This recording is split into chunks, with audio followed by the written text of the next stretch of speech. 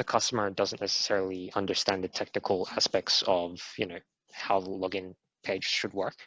But in terms of the story, the client paying for the project, they understand, so generally this website needs a login page where customers can log into. So that's why you create the requirements based on, stories, because it's more understandable to, the product owner, right?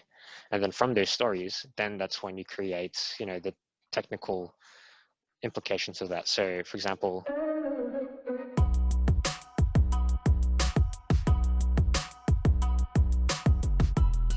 how to manage teams. In a moment, I'll be discussing with you how we manage our teams internally. We're still a small company, but as we grow, these past couple of months, I've been focusing on, growing the company and building the infrastructure so that we can support more customers. And there's a happy balance between marketing and sales and infrastructure building of your company. Because if you focus too much on marketing and sales, you can get a lot of customers in. But if you get too much customers in without the ability to service those customers, then you have too much demand, but you don't have that much supply.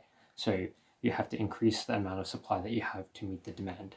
And the Zoom meeting that I'll be shortly showing you guys, it will discuss it will show you how I'm liaising with my team and organizing that behind the scenes.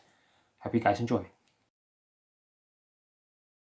So what I was discussing with Sapun is that I've set up this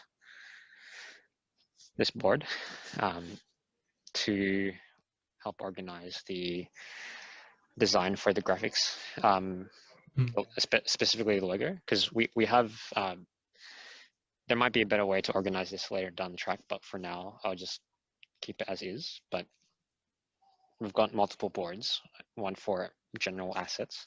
So that could be for, say bootstrap assets, like buttons or side scrollers, grids, etc. Placeholders as well. And then logo design, because the reason why I separated that was that it's not necessarily all the time that the client asks for, the whole package. They might just say, can you just update our logo for us, or, update the logo and then just change and update the current website that we have, right? So that would be separate. And then after that, we have the website graphics design. So that would be mainly, say the wireframe layouts, wireframe assets, and the actual, theming of the website. So if we choose an off-the-shelf theme and then the customer wants to, design the banners or design the header, images and all that, and he wants to see a prototype of that, then that's where we would probably manage. This board is probably where we're going to manage that. I did originally create a questionnaire, right? So Earl, I saw it. Yeah, so when you do websites for clients, do you send them a questionnaire as well? I don't have a questionnaire. I just asked them, I just asked. Yeah. Because what I've noticed is that every time like a new client comes to us, it's always the same question over and over again, and it kind of wastes time. So there's there's generally, you have the general questions to ask in terms of the qualifying questions, where you figure out if, the customer is a viable customer that is able to fund their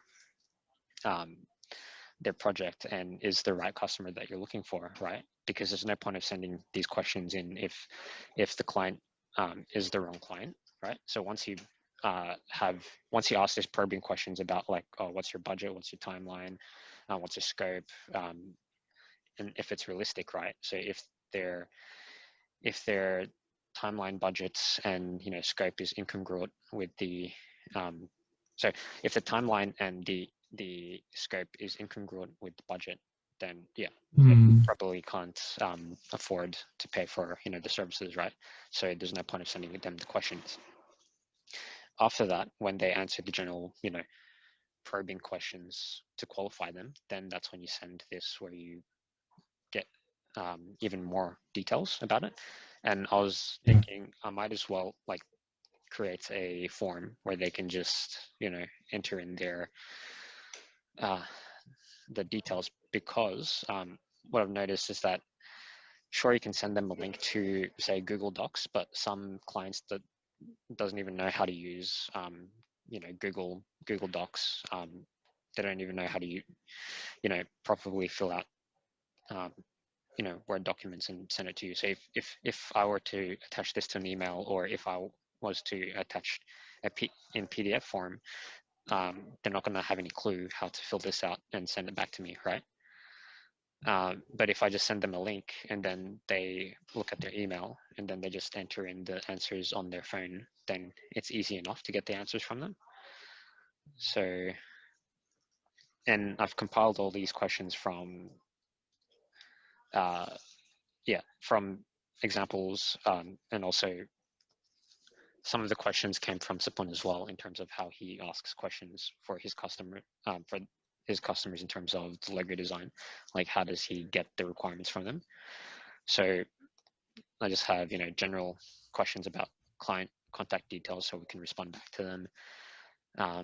General questions about the website. And then there's some of these questions are redundant because, it's one is asking generally for the website and then the other one's asking for specifically for the logo design.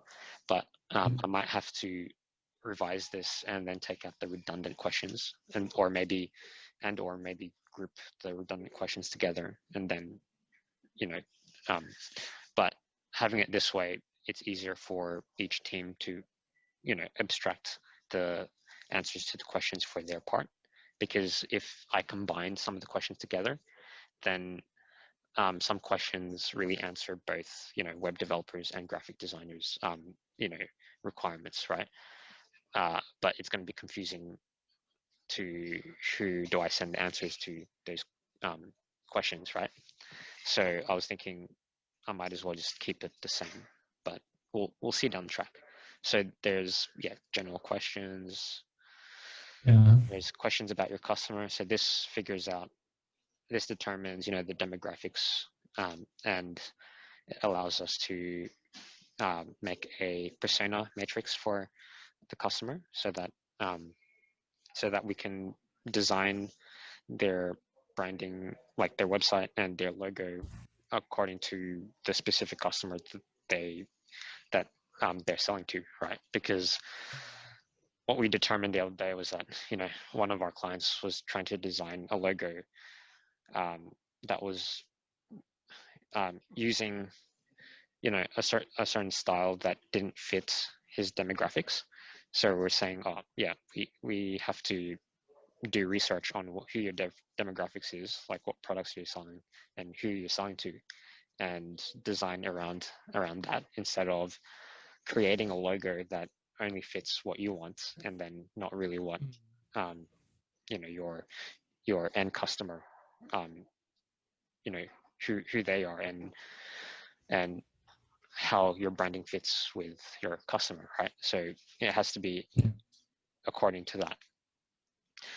So that's why I created questions about your customer, and then question about the budget. This asks them, how much budget do they have? What's their roadmap? Also, how much revenue and how much extra revenue do they think that the website will create? Because another thing that goes towards, costing the price of the website is that how much extra income will it make them? Because if their budget is low, but then the extra revenue that they're going to take in is like a lot based on the website, then it should be fair for us to say, oh, should we charge you this much based on the value that you're getting? But if they're just starting out and they can't afford it, and essentially their profit increase is only like a certain percentage, but it's still not enough to account for the cost for the web development, then we can say, oh yeah, we'll give you a simple website that costs less, but you'd still make a profit, but it's it's based on the value that we're providing them, right? So that these questions determine what value that we're providing and how much can they afford to pay us for that value. then so then that will allow me to budget how much of this like how far do we go, how in depth do we go. So do we do custom theme, do we do just an off-the-shelf theme because their budget is this much. So these are important questions to ask. And then after that, there's questions about the contents, and they might want, in terms of the actual features in the website, they might end up asking, oh, can you give me a full e-commerce website, right? But then in their budget section, they said, oh, I only have this much budget, right? So at that point, we'll probably have to discuss with them and say, oh, because you only have this budget and you're asking for an e-commerce site, then we'll have to create 2 projects, one for, say, your landing page or just a simple site. And then after that, when you can afford to, invest in your ideal e-commerce site, then we will, give you another proposal for that, because sometimes they want a job that's worth 10,000 and they're only paying $1,000, right? So that's what when we tell them, oh, we'll make you an $1,000 website, but then once you start gaining income, then that's when we'll send you a proposal for that $10,000 website in the future.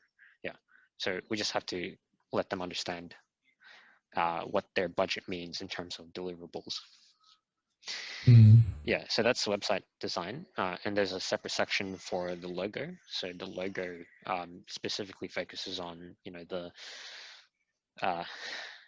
branding, well, mainly towards how does it fit on the website and how does it fit with the branding and the demographic of the client that we're working with.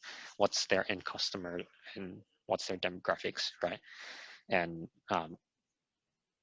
is it attractive to who they're selling to, right? Question that closes the whole in terms of if we missed anything and they wanted us to, there was extra information that they wanted to add, then they can just add extra information about that. And once we go from there, then in our project tracking. So with the project tracking, we have in that part, it would be sort of the negotiation. The first part would be sort of like negotiate roughly how much the project costs and all that, and qualifying the client, right? So how we track for qualification of the clients is on a separate board, but it doesn't really concern the development team, because that's mainly for the sales team, which is mainly me, Mohammed, and and I guess in the future we're going to expand the sales team to get more customers. And so lead tracking. So this is our lead tracking so far. We have more customers, but I still have to update the list. But so it has opportunity, initial cost, qualification, in negotiation, needs analysis, proposal, contact, won and lost, right? So after we won that client, then that's when we go towards the project tracking, and we move past the in negotiation stage, and then we go to the requirements gathering. And this is where, in the requirements gathering, this is where I send that questionnaire to the client, so that we can sort of extract the requirements from the clients, and then create a documentation for that, and then create a contract, a statement of work. And then after that, we send that to the client, and then we wait for the approval. Once they approve, they sign the contracts, and they're happy with the plan, the project plan, time length and all that. Then that's when we go to we start to go to the design phase. And when we're in the design phase, that's when we then organize the teams for, say, the logo design, asset design, and website graphic design. And we'll have to have team members so there's going to be a creative director who organizes, the logo design, the asset design, and graphics design. So from those requirements, is going to do a bit of background research and then he's going to say, for example, this one, it's like, the bootstrap theme selection. I'll have to link this to the other client. So what I'll have to actually do is with these design tasks, I'd probably have to link the issue to relates to, say, the actual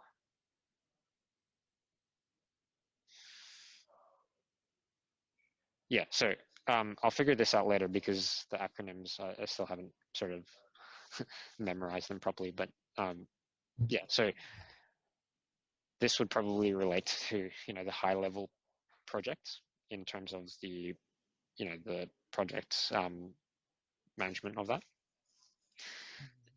and as in the other board, when the project is still in, say, design, then this will be linked to design, and you would focus on the bootstrap theme selection. Okay. And then it would go from drafting, in review, approved, and created, and there would be subtasks to that as well.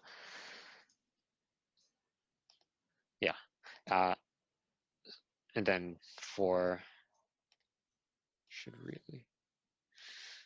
and then for logo design, we'd have to, go all the way to logo deliverables to hand off to the developers. And then once there's a handoff to developers, because the developers would have to wait for the logo design, they would have to wait for the wireframe, and and after there's a design approval. Sorry, I'm jumping around a lot, but it's just it's okay. So in project tracking, so design phase. Once the design phase is approved by the client, so they approve the wireframes, they approve the logos and all that, then that's when it goes into implementation. And that is when, so this board is probably for admins, which is us, to figure out what's the progress of the actual project, right? And the other boards is for the the graphics design board would be for the creative director to figure out the progress of the specific tasks within the graphics design. And then once all those specific tasks are finished for the graphics design, then the creative director can drag the design phase into the implementation phase, and that's where the development team takes over. So once the development team takes over, you go into the development board, and then this is going to be, I have to update this though because it's not properly set up as a sprint board. It's just a Kanban. It's a Kanban setup, but it's not set up as like Scrum. So I'll have to create another development Scrum board, and then from the graphics design you go into that development Scrum board, and then you develop the website through iterations. And then and then after that, once that's done, then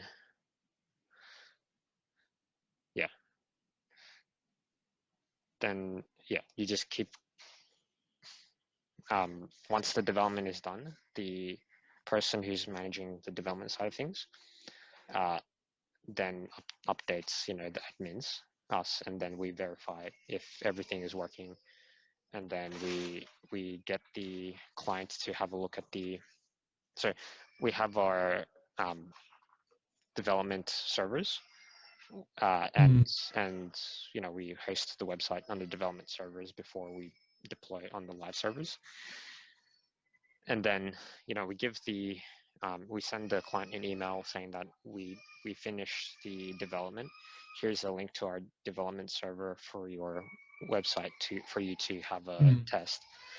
They test it, they see if it's working properly, and then we also write them documentation or create a video, a tutorial video for them in how to use their actual site. So they play around with it, and once they're happy with the functionality and it's actually working, then we do the deployment. But so the thing is, for example, if it's in development and say the site deals with, say, payment gateways, right? Then those payment gateways would probably be set up as sandboxed. So if they're testing it and they actually make purchases on it, then it's not actually going to make a purchase with someone's physical money. Like it's just for testing purposes. And then when we go to deployment, and that's when we change the payment gateways from sandbox to actually live. And then we have to test that as well using a test bank card or a test PayPal account, and just send $1 or something like that to see if transactions are working properly. And then we monitor it while it's live, and then if there's any issues with it, then we'll give the clients say 2 weeks or so for reporting back to us to tell us, oh, there's any issues. And then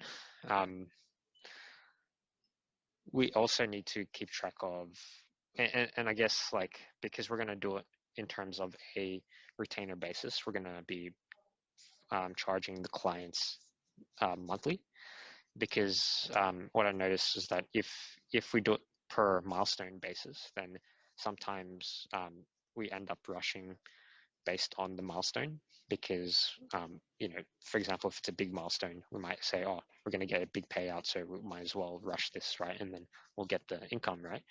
But the thing is, if it's consistent income in terms of monthly installments, then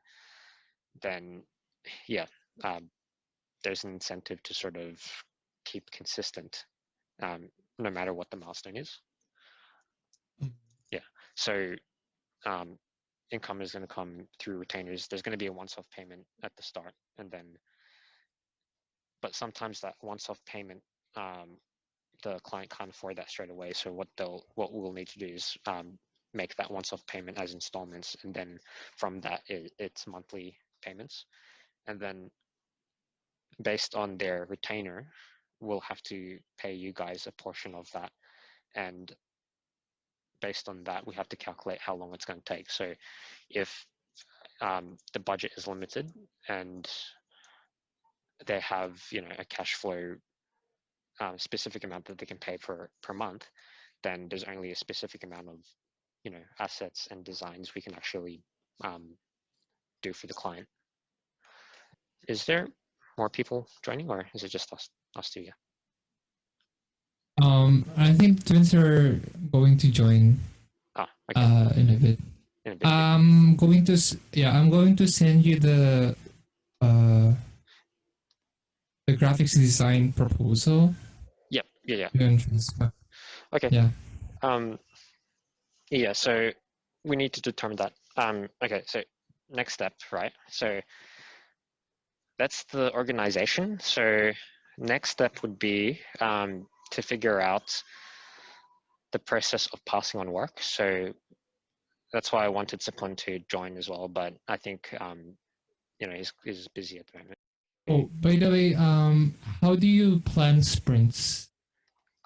So I think I'll explain that later down in the future. Okay.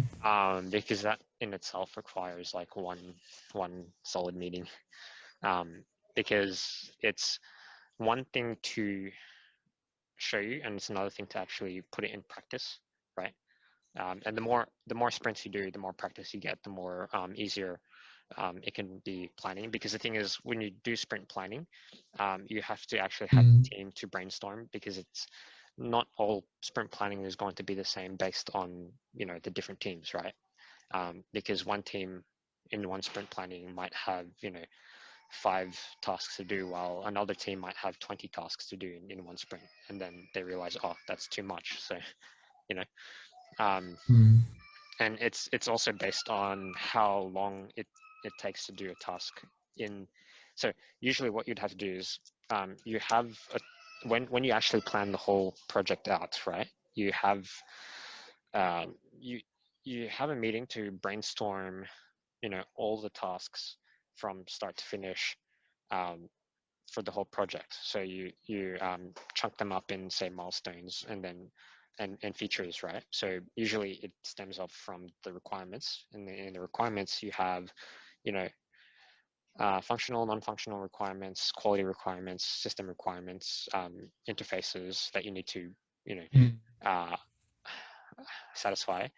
And then you also have, there's additional things based on the project as well, because sometimes in the requirements you can leave things out, or sometimes it's beneficial to have certain things in. So you'd have to do that when you're researching. So, but the overall high level of it would be, yeah, you've got your basic non-functional, functional requirements. And then you've got from that, sometimes if it's like if it's a machine to machine application, right, where there's no actual interaction with the end user whatsoever, and it's just back end functionality, then yeah, you may or may not use user stories, because user stories is generally like a way where teams organize the functionality and features of the system based on how the end user interacts with the system. But the thing is, with machine to machine, program, right? There's no end, user. It's just, programs communicating to programs. So you can't really do, like, it's hard to do user stories for that. But if it's, a website where it's a landing page and all that, you've got, users interacting with it. The thing is, if it's a simple landing page, then you probably don't need to have that level of detail in terms of the requirements. So you can probably just have a template of, this is a template of a landing page. This is the general, requirements of every landing page that we usually have. And then you just, because you have a general template for the list of tasks you have to do, that's your backlog for every single client, right? And then from that, you can split that up into sprints, right? So, it's like, do the wireframe. So do the asset design wireframe, and then, implement specific pages and so on and so forth, right? Now, when it comes to custom designs, like, for example, banking software, or, it's like a IoT system, or a control panel system where the client controls different systems through that control panel, and then you have to design the control panel manually, then yeah, that's when you have to write up the requirements comprehensively, and you would have to create user stories to how the actors or and customers would react with, the interface, right? And from those user stories, right, you have features, and so in Jira you've got epics, and then from epics you've got stories, right? And basically what epics are is a group of stories, and then I forgot like the high level aspect of it, but there's a higher level category above epics. Now, so the reason why you would want to use epics is because there could be two different features on your in your app. So one feature might be, the logging in page, and then the other feature might be purchasing an item page, right? So those two might be separate epics, and then your stories would be, and then your login page, it might be user logs in as a administrator, user logs in as a, as a customer or something like that, and then your product page is different epics. So you can categorize. I'm not sure exactly if I did that correctly, but yeah, you can categorize your stories and epics based on the feature set that you're trying to implement. And the reason why you do it that way is because if you do it through stories, right? If you do it from stories, right, then it's more understandable in terms of a business business analyst aspect. Because the thing is, if you have a requirement that says the login page should work this way, right? The customer doesn't necessarily understand the technical aspects of how the login page should work, but in terms of the story, the customer would, or the client that is paying for the project, they understand, so generally this website needs a login page where customers can log into. So that's why you do it.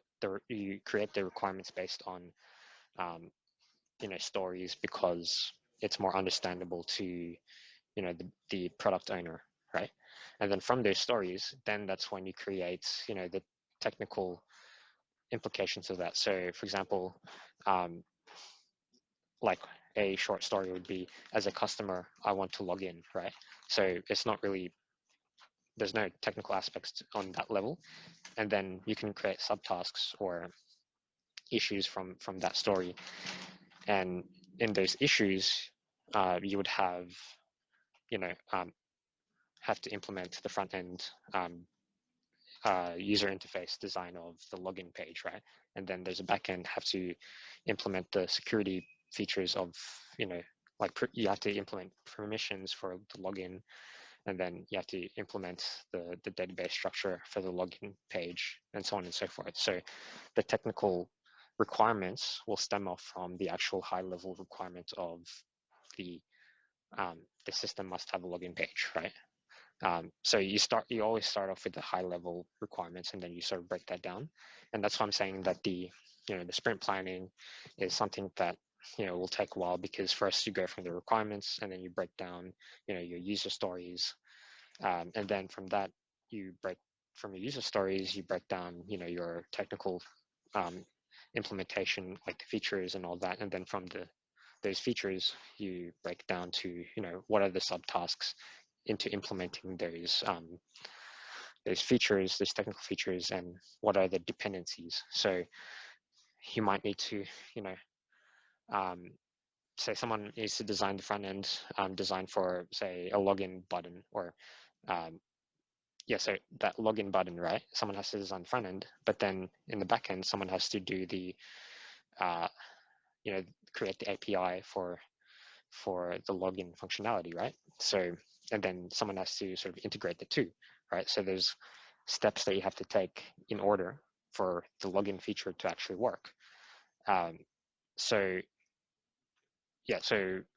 they are subtasks of the whole feature, but those subtasks are also dependent on different tasks, and they're also, in terms of the order, there's also order in which they should be executed, because you can't do one thing before the other. Sometimes you can, like sometimes you can do both at the same time, and then at one point you just combine the two, but some tasks need other tasks to be done first before that task can be done. So from that, so you figure out the specifics, and then after that you figure out with those subtasks what are the dependencies, and after that, when you figure out the dependencies, then you figure out how do I group the the list of backlog items, right, based on the dependencies into sprints. And that's how you start doing because usually the backlog items would be ordered from start to finish, and the first thing that needs to be done first, and then to the last thing that needs to be done. So you can start off by, you don't have to plan the whole thing out in terms of, if you have hundreds of tasks, right? You don't have to plan the whole sprints for every single thing. You can plan, 2 or 3 sprints ahead, right? And then modify as you go. And yeah, you usually just group the tasks that's sufficient enough for 2 to 3 weeks, so that every 2 to 3 weeks you can have time to review and modify the next sprint, and get feedback from the client, and so on and so forth. Yeah. But yeah, I think that requires another another meeting. Now, I want to focus as well on Adobe XD. So the thing is, I'll show you something. So let's see. Okay. What if the twins just joined the meeting? Yeah, they can join. Yeah. And they can just listen in if you Yeah. want. Because I'm recording it anyway, so if I'm going a bit too fast, then yeah. I think I'm recording it. Yeah, I'm recording it. So you can just watch it over again.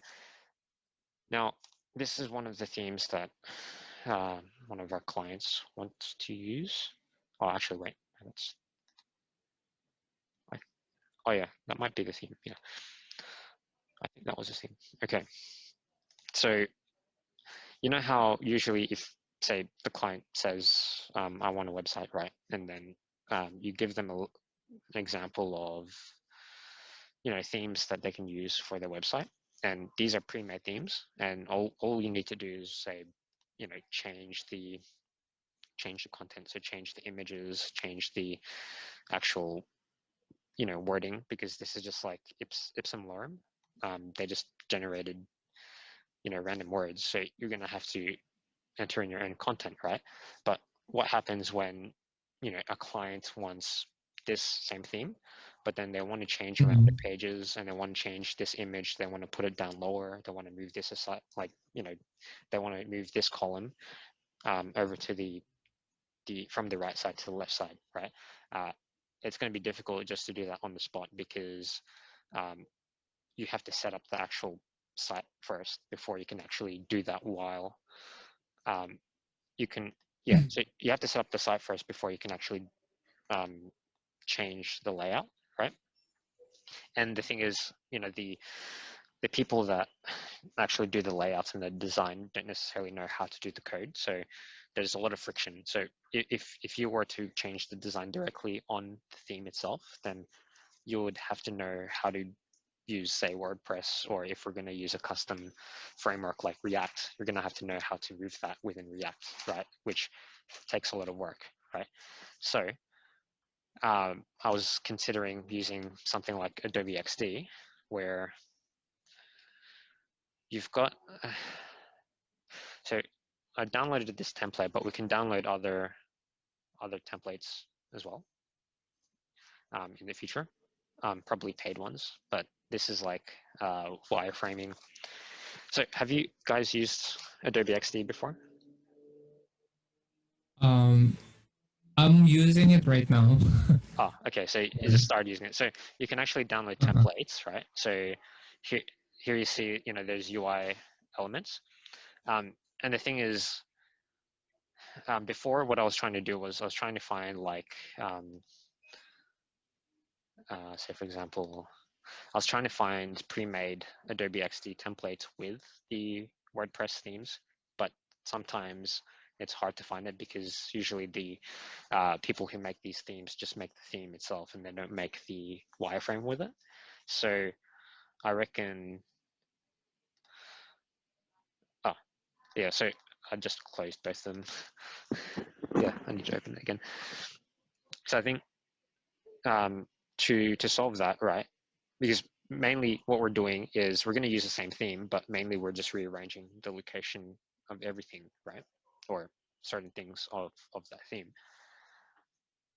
So what we really need to do is just use palettes like this, where we just demonstrate, the layouts of the website. So how it's going to look like, or if it's a mobile app, we just this is a template, but you can create, you know, transitions from pages. So if people, well, when the client starts to use the actual, like, test the wireframe, I don't have a testable wireframe here, but yeah, this is like a template that you can use. But essentially, you can lay out, you know, the page, and then you can simulate how it would actually function, right? So because you've already shown the client the theme, the off-the-shelf theme that you're going to use, and usually that off-the-shelf theme has, like in Elementor, the plugin, it has, you know, already existing assets and layouts that you can use. So it already has, you know, sidebars, scrollers, it already has grid setups and placeholders in there. And then, so we don't have to redesign that. All we're doing with the wireframe is just figuring out how do we lay this page out and get feedback from the client. And then if the client says, oh, I like how you laid this page out. So this could be the home page, this could be the about page. And yeah, essentially we get those details from the website requirements that I was talking to you guys about. So there's a question here that I ask, what pages do you want on your website? So they're going to give you a, you know, a general description of the pages that they want and the sub pages and, you know, what connects to what. And then in the wireframe, you would, you know, create the pages, you would connect everything. And then once they agreed with that, then yeah, you go from design phase to implementation, where you pass on this wireframe to the developers. And the thing is, the developers have to have a bit of an understanding of, you know, how to use Adobe XD and wireframing and how to translate the wireframe, you know, in terms of dimensions and the theming from, say, the selected off-the-shelf theme, right? They have to understand how to transfer that towards towards the actual WordPress implementation, or the, yeah, whatever technology stack that the team is using. And then after that, then implementation. So I've created, I might have to adjust this a bit to be more specific, but in terms of the workflows,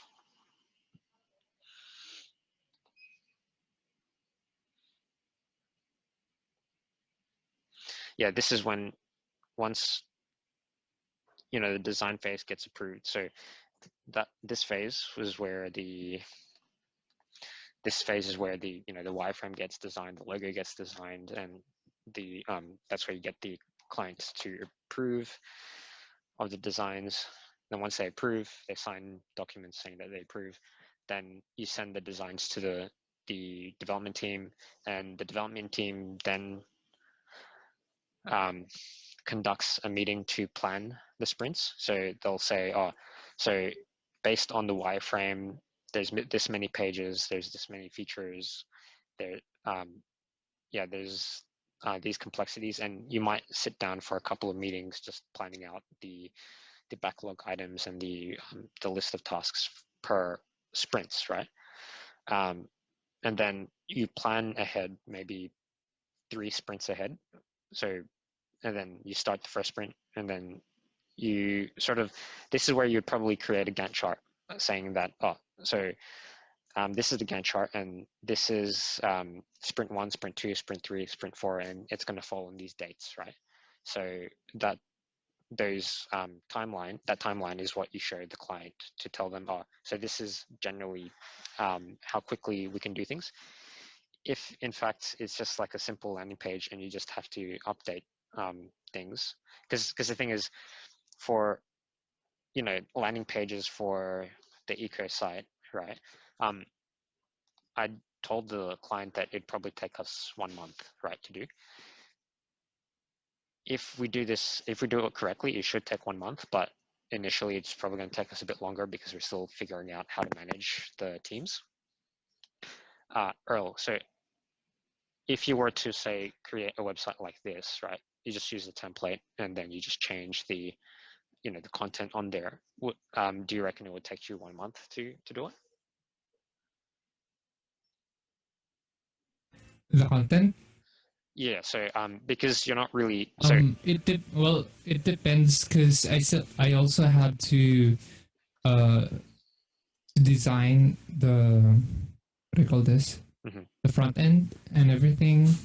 No, so that's what I'm saying. So the wireframe is what we use to design the front end. But I guess the thing with this, right, is that you can make your templates in Elementor. So I guess the first time you're using it, it might take a bit of time. But once you start making your own templates you could actually make your templates, say for, I'll give you an example. Where's the, so the contacts. So for example, the contact page, right?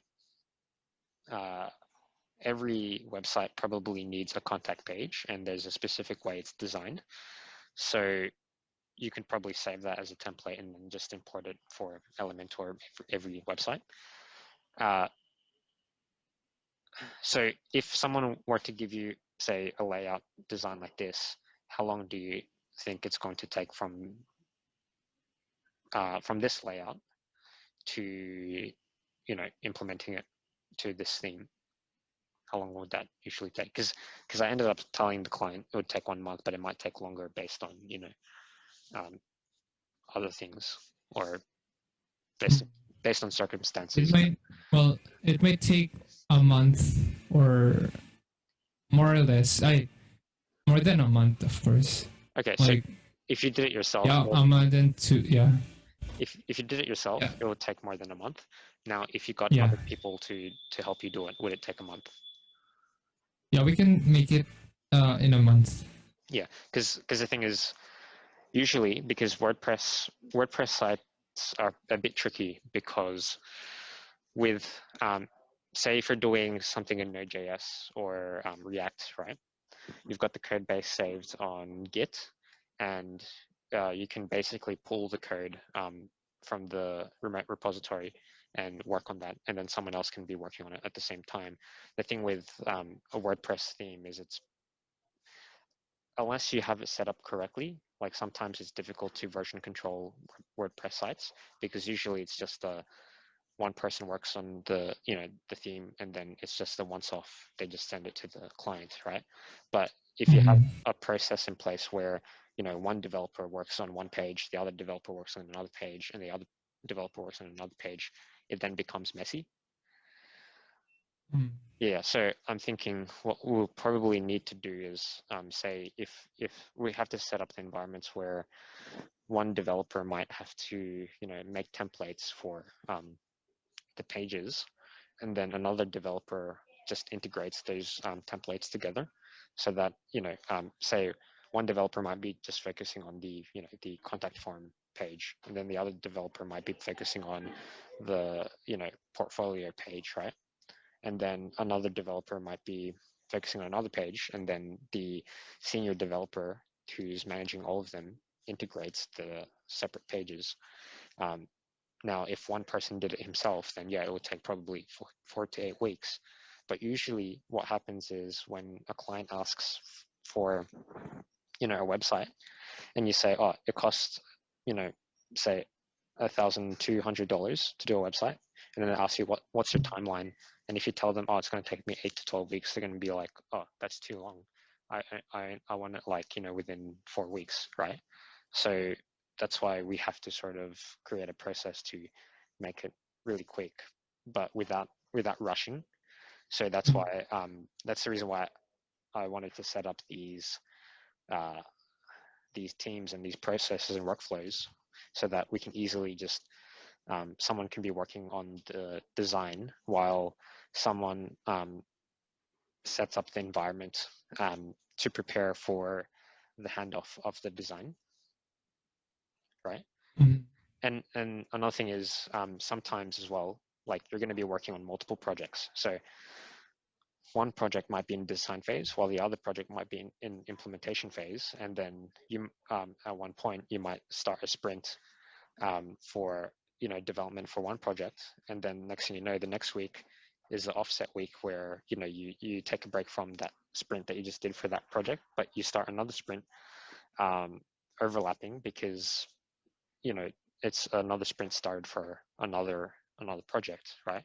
Yeah. So we'll have to sort of put constraints in terms of how many sprints do we have running at once. Also, how many clients do we work with at once? Because if we have too many clients all at once, it's just going to be too much to handle. Yeah, so that's one reason why I wanted you to sort of learn about project management as well, because so that you can help me out, planning things out and managing the teams, especially because you're going to be the point of contact for the teams in the Philippines. Mhm. Once you know how to manage this, then you can sort of pass on and manage the other teams in the Philippines. Yeah, it's a bit complex, but to sort of break things down and make things digestible, we sort of have to use tools like this to sort of break things down. Yeah. Okay. Yeah. So, any thoughts so far? I'll yeah. I think everything is good, and Yeah. So, actually, did I send you a copy of the meeting minutes? copy of the what? Meeting minutes. Oh yeah, you sent it to me. Okay. So I'm just going to fill that out with the notes. Yeah. So the main things we want to do is I'll probably create a organizational hierarchy chart, and then based on who wants to do what, then I'll allocate. Say you can be the team lead for the Philippines for the development team. Someone in the Philippines will have to be like a graphics design lead, and then here the Sapon is going to be the creative director because he's the front facing person to the client. And then after he gathers the requirements from the client, he's gonna do some of the work, but he's probably gonna pass on some of the work to you guys. So we have to figure out what parts of those projects, like if we have a general say website landing page that we have to do, right? We have to figure out how do we delegate the UI design from the creative director. How does he delegate to, and I'll probably make a document of this, but how does he delegate to the teams in the Philippines? How does he break that down, like in terms of tasks? Actually, he sent me, okay, so I'll show you what he sent me in terms of the email.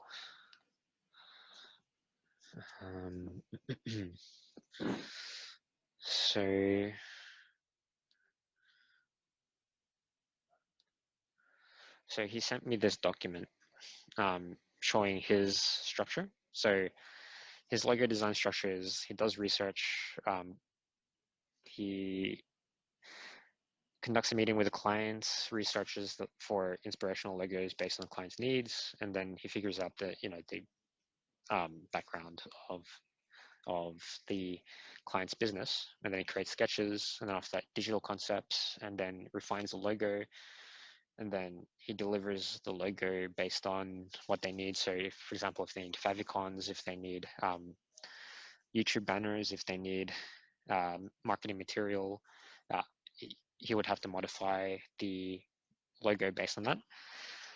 Now, that's his process, but I'm pretty sure some other graphics developers have different processes there's only 10 minutes, so I'll wrap things up. But yeah, some graphics designers, they usually have different ways of doing things. So we'll have to have a meeting to discuss in the future how we're going to keep the designs consistent between different graphics designers. So, for example, if one designer does a sketch and he passes on the the sketches to, say, another person who does the digital concepts, the person who does the digital concepts might have his certain style, and then the guy that does the sketches might have his own certain style. So they would have to meet they'd have to meet at a crossroads and figure out where do they agree on said style. Like, it has to be consistent with the actual layout of the whole website. Because Yeah. for example, if one person designs a button a specific way and then another person designs the scroller or a a banner a different way, and then at the end everything gets put together, and then it doesn't look concise, or it looks messy if there's different styles on the actual the web page itself. So you know how, like, for example, animators, right? Like when an anime is being produced, it's usually the same drawing from start to finish, but there's a different animator every, say, 5 minutes or so, because it just takes a little while just to make all those frame by frame drawings.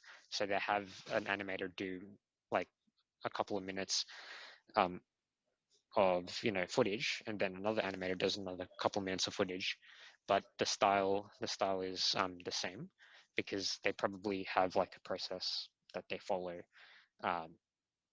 that they learn to sort of sketch the same way as the other person.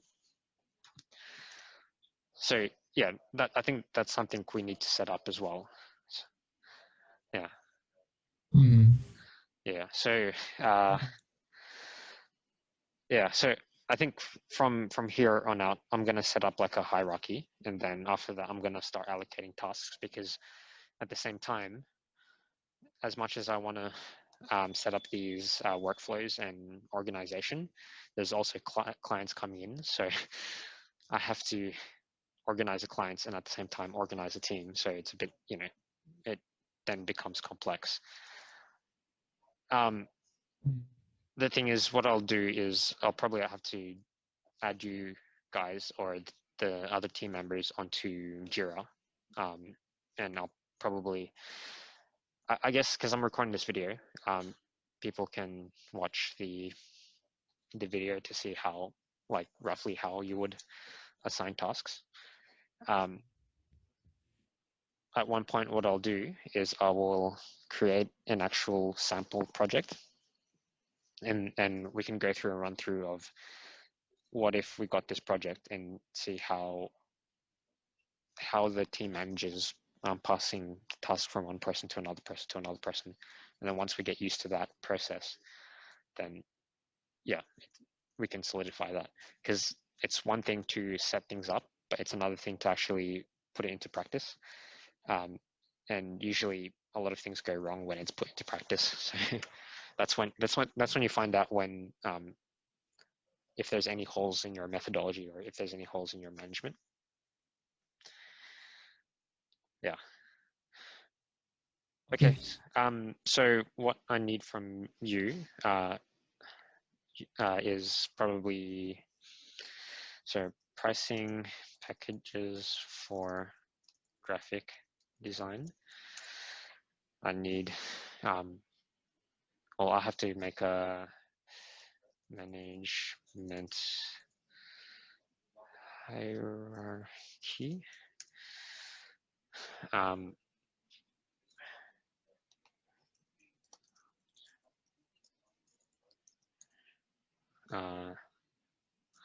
Point of contact. And also I'll have to allocate who team leaders and members.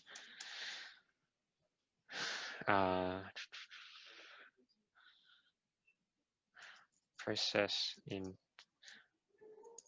so documents process in passing on work to different sections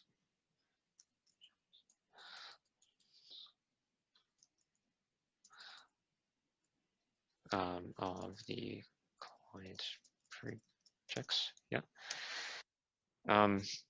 What else did we talk about? Like, what do you what can you remember that we should do? Oh, yeah. So organize teams, because I'll put these tasks on Jira for the admin team, so I don't forget to organize these things.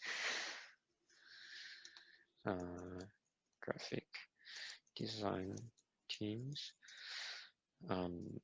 development teams,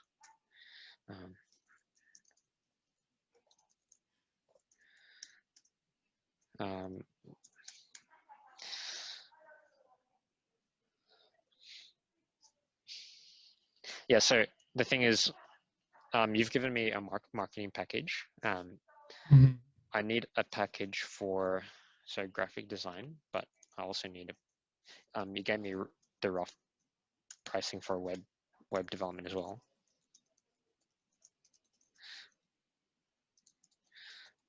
So, but the thing is, if I split up the web development, not just for one person, but if say 2 people are working on one site, what does that mean? Because I'm thinking retainer basis will probably make it easier in terms of passing on the work, but if it's per project, it's going to be more difficult to price the projects. Okay.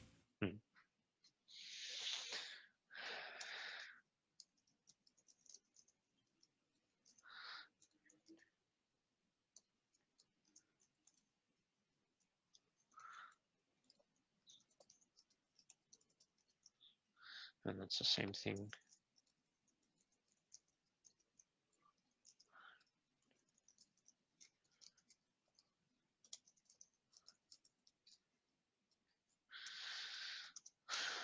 Yeah.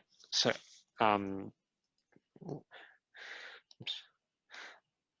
what else do you think that we should include? There's only 2 minutes, so I'll give you like the last 2 minutes to say something.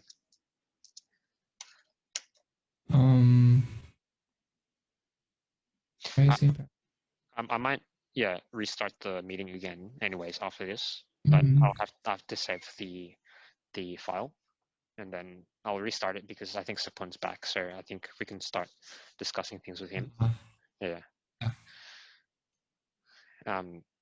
Yeah. So what do you reckon?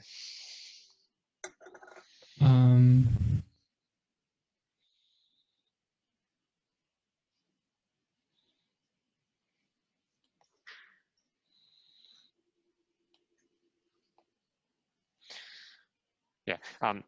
Do you have any, say, concerns about how it's managed? Like how would you sort of manage things? Because yeah, it's once you start having more than say 3 or 4 people, it becomes a headache just to manage things. Yeah. Yeah. I think for now, because we have just a small team for now. I think the project management the project management right now is very is good for now. It's gonna end, but we might but we might change update it once we get a lot of members and also a lot of for the projects for different projects. Once we get more experience, then we'll update the way things are managed. Yeah, because different companies manage differently.